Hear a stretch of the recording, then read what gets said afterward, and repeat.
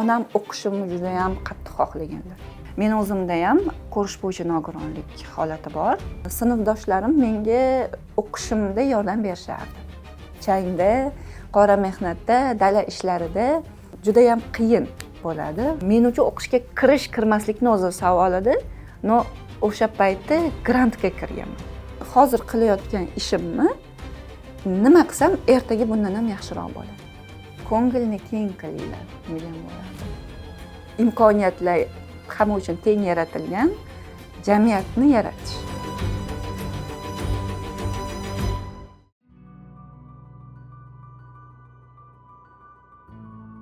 Men o'zimda ham ko'rish bo'yicha nogironlik holati bor, zaif ko'ruvchiman va o'zimda o'sha hayotimdagi tajribalarimdan kelib chiqib, o'sha men uchragan qiyinchiliklar yengillatilishi kerak, ularning ustida o'sha jamiyat ishlashi kerak degan fikr paydo bo'lgan men talabalik yillarimda, bakalavr o'qib yurgan paytlarimda. Va qolaversa menda singillarim va ukamda ham ko'rish bo'yicha ularda ham zaif ko'ruvchi nogironlik holati bo'lgani uchun agar men mana shu sohada nimadir ish qiladigan bo'lsam, jamiyatda ozgina bo'lsa ham o'zgarish qila olsam, balkim bu ularning o'sha hayot yo'liga, men ertaga uchragan qiyinchiliklarni yengilroq o'tishiga sabab bo'lar degan fikr paydo bo'lgan xayolimda va o'zi insonni misol uchun qaysidir ishga mos kelish kelmaslik nuqtai nazaridan ham men ijtimoiy sohani odami bo'lganim uchun odamlar bilan kommunikatsiya, odamlarni o'sha hayotidagi muammolari, ularni qiziqtirgan hayotiy masalalar bilan ishlash bo'yicha men qiziqqanman. Psixologiya, sotsiologiya bo'lsin. Mana shu hamma sabablar yig'ilib yetaklab kelgan meni bu sohaga.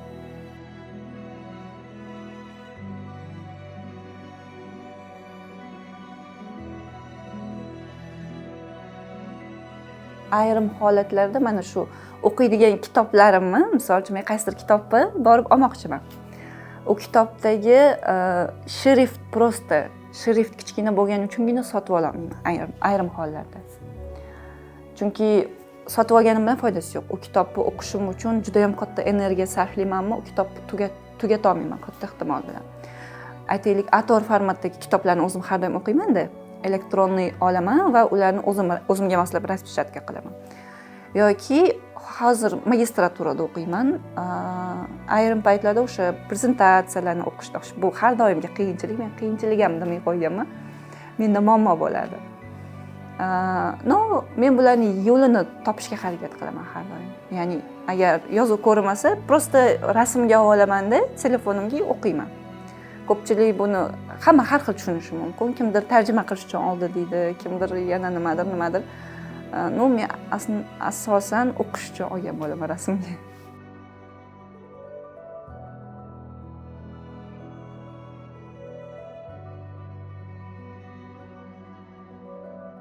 Hozirgi men qilib shakllantirgan har xil omillar bor. Ulardan birinchisi bu meni bobo deyiladi. Dadammi dadalari va ota-onam. Meni dadammi dadalari o'sha maktabga borishim kerak bo'lgan paytlari bizda ikkita tanlov bo'lgan. Maxsus maktabga yoki umumiy maktabga borishim kerak bo'lgan. Dadammi dadalari qattiq turib meni umumiy maktabga berishgan. O'shanda nimani o'ylab berishgan bilmayman. O'shanda tushunmaganman. Va o'qish jarayonida ham tushunmadim-ku. Ota-onamdan menga lekin juda ham katta podдержка bo'lardi. Onam o'qishimni juda ham qattiq xohlaganlar. Chunki endi men qishloq sharoitida katta bo'lgan qizman. Bu ko'rish bo'yicha nogironlikda qarang, faqat zaif ko'ruvchilik emas-da bu yerda. O'zi asli menda zaif ko'ruvchilik nimani hisobiga? Pigmentatsiya yetishmovchiligini hisobiga. Ko'zda, terida, sochlarda pigmentatsiya yetishmovchiligini hisobiga. Bu albinizm deyiladi fanda. Bu genetik holat. O'shani hisobiga yoriqqa, ko'zlarim juda ham yoriqqa va o'sha oftob nuriga, teri juda ham ta'sirchan bo'ladi. Va o'z-o'zidan o'shanda oydinlashardi, men qishloq sharoitiga to'g'ri kelmaydigan qizman. Changda, qora mehnatda, dala ishlarida juda ham qiyin bo'ladi o'sha yashash. Shuni hisobiga onam meni juda ham o'qishimni xohlaganlar va o'qishim kerakligini uqtirganlarini hisobiga deb o'ylayman. Men bor e'tiborimni o'qishga qaratganman. Va menda misol uchun o'rtoqlarim ham maktabda. Endi har xil holat bo'lgan, lekin sinfdoshlarim menga o'qishimda yordam berishardi. Aytaylik, doskada nimanidir ko'chirib olishim kerak bo'lsa, ko'chirib berishardi yoki daftarligini berib turishardi. Shunga o'xshash ulardan ham podдержка bo'lgan va juda katta darslar ham bo'lgan deb ayta olaman. Ya'ni maktabdagi urush janjallar, o'qituvchilar bilan kelishmovchiliklar, sinfdoshlar bilan kelishmovchiliklar, ularni hal qilishga harakat qilishim hayotda o'sha qanaqa yo'l topishga o'rgatgan deb o'ylayman. Shunga sababchi bo'lgan deb o'ylayman o'sha paytlari. Mana katta bo'lib universitetga kirib, bularni analiz qilib, sekin-sekin tushunib boshladim. O'sha payt anglamaganman, lekin o'shanda tushunib boshladim universitet paytlarimda. Keyin o'ylab boshladim, o'zi nima uchun bunaqa bu hayot misol uchun menga nega aynan menda aytaylik nogironlik holati bor. Bunga bu bekorga emas-ku. Bunga nimadir hikmati bo'lganki, mana men o'tmishda yashab o'tganlarimni hikmati bor ekan, demak buni ham hikmati bor o'zi aslida. Nima shu? Men o'shani qandoq topishim kerak, nima qilishim kerak?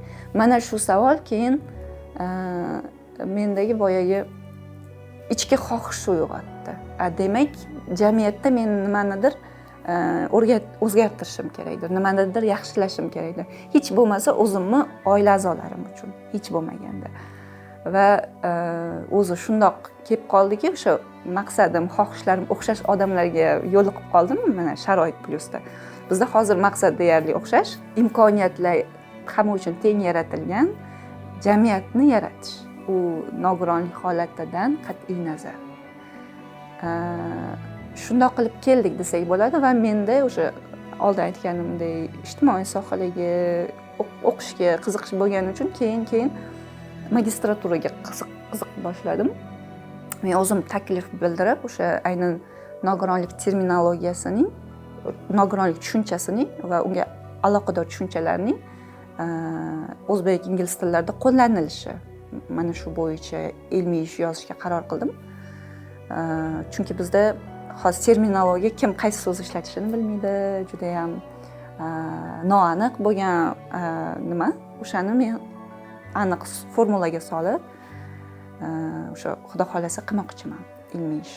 Bu ham endi nima deydi, ozgina kichkina bo'lsa ham qo'shgan hissam bo'lsin degan ma'noda. Hozir qilayotgan ishimni nima qilsam ertaga bundan ham yaxshiroq bo'ladi. Hozirgi men nima qilsam ertaga mendan hozirgimdan yaxshiroq bo'ladi. Ana ingliz tilida aytiladi-ku, I am in competition with myself. Mana shu prinsip menga kuch beradi desa bo'ladi.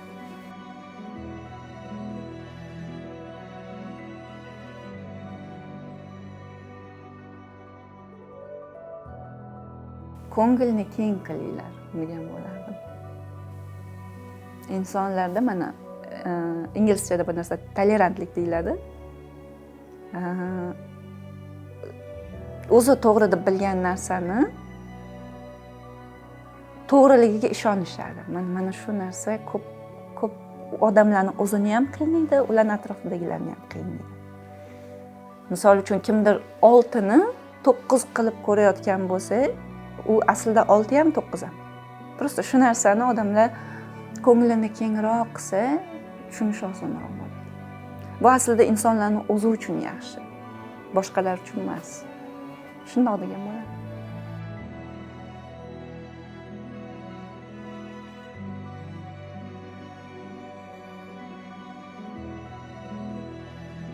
Keskin burilish yasagan vaziyat o'sha hayotimda, qarashlarimda, men shu o'qishga kiradigan paytimga to'g'ri kelgan. Ya'ni qanaqa bo'lgan, juda ham qiziq bo'lgan. Men umumiy maktabda o'qiganim hisobiga menda imkoniyat yo'q edi, qanaqadir qo'shimcha ligota yoki birorta imtiyozdan foydalanishga. Va men o'qishga o'z kuchim bilan kira olamanmi, yo'qmi, bu juda ham katta savol ostida edi o'sha paytlar. Ota-onam va o'zim uchun juda ham qo'rqardim, chunki o'qishga kirmasam hayotimni dal boshqachasiga qanaqa qurishni bilmasdim. tabiiyki bor e'tiborimni o'sha o'qishga kirish uchun tayyorlanishga berganman. Judayam qattiq tayyorlanganman. Buni o'sha meni yaqindan taniydigan yaqinlarim, ota-onam ham bilishadi. Judayam qattiq tayyorlanganman rostdan. Kirish imtihonlariga, bir kunlik imtihon uchun 3 yillardan ortiq vaqt sarflaganman tayyorlanishga. O'sha yillari haqiqatdan o'zgarishlar ham bo'ldi deyish mumkin tizimda. Omad deydimi buni yoki o'sha niyatingga yarashasin beradi deydimi, bilmadim. Men o'qishga topshiradigan yilimda o'sha o'zgarishlar bo'ldi. 5 ta fandan topshiradigan bo'ldik. Natijalar butunlay raqamlashtirilgan va nima desa bo'ladi, savollar ham o'sha Covid paytlariga to'g'ri kelgani uchun ancha o'sha oldingi paytlarga nisbatan yaxshi tushgan. Juda qiyinlik darajasi juda baland emasdi o'sha paytlari. Va o'sha mehnatim hisobiga deydimi buni, ya'ni mehnatga Xudoyim omad ham berdi deydimi, o'qishga kirganman o'shanda va men uchun o'qishga kirmaslikni o'zi savol edi. No, o'sha paytda grantga kirganman.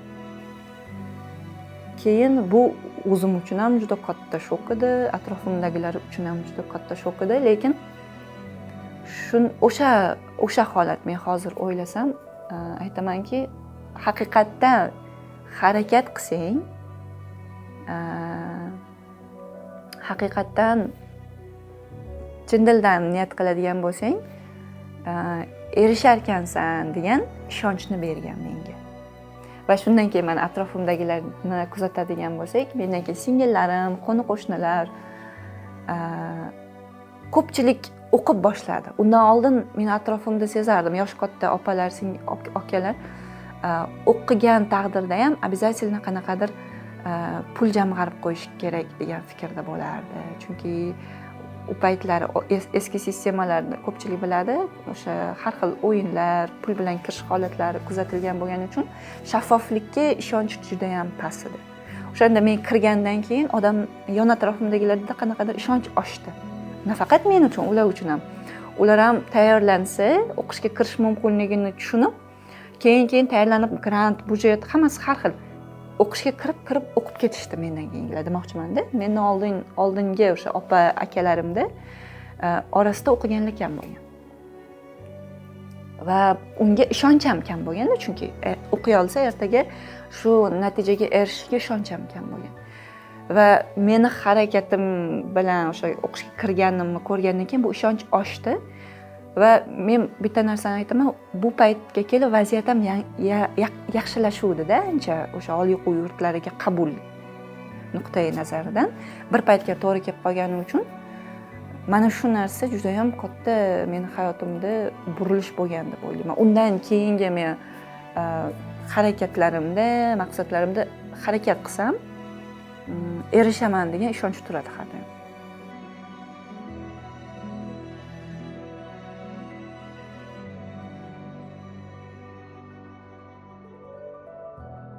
Meni hamkasbim Muhabbat opa aytadilar doim. Odamlar har xil, turli xil, lekin ular teng.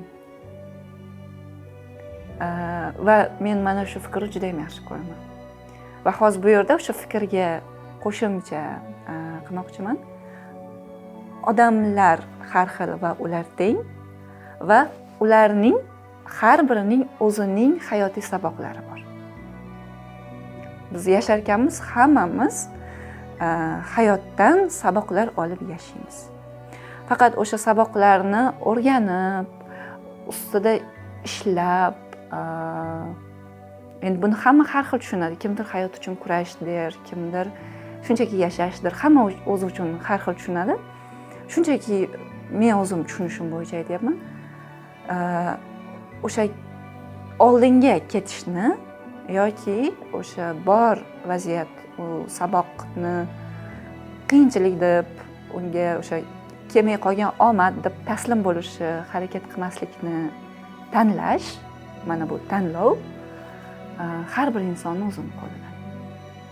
Bizga bog'liq bo'lmagan narsalarni tanlay olmaymiz, ularni qabul qilishimiz kerak. majburiyat yuzasidan emas, mamnuniyat bilan. Va bizga bog'liq bo'lgan narsalarni biz o'zimiz ustida ishlashimiz kerak.